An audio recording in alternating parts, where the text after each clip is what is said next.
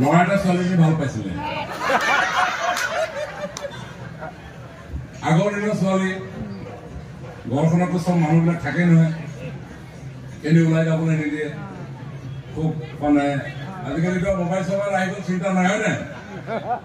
তিনিটাকে বাজি দিয়ে হৈ যায় আগৰ দিনতো তেনেকুৱা কথা নাই আগৰ দিনত অলপ চিষ্টেমো বেলেগ ঘৰৰ সমাজ ব্যৱস্থাও বেলেগ সেইকাৰণে বিভিন্ন ধৰণৰ গীত মাত তেতিয়া ৰচনা হৈছিলে মীনা নামৰ এজনী ছোৱালী আছিলে তাইক ভাল পাইছিলো ওচৰৰ গাঁৱৰ ল'ৰা এটাই গধূলি হলে আকৌ জপন এখন তাইকে বান্ধি দিয়ে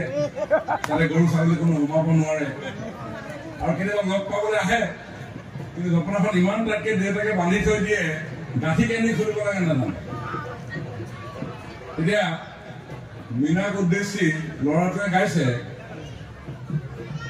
ঐ মীনা আতি আতি বান্ধিলা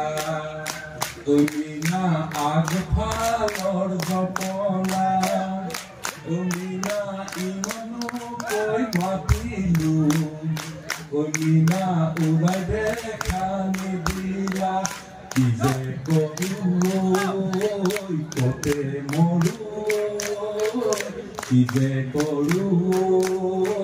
কতে মৰো কি খাই পাহৰো কি খাই পাহৰো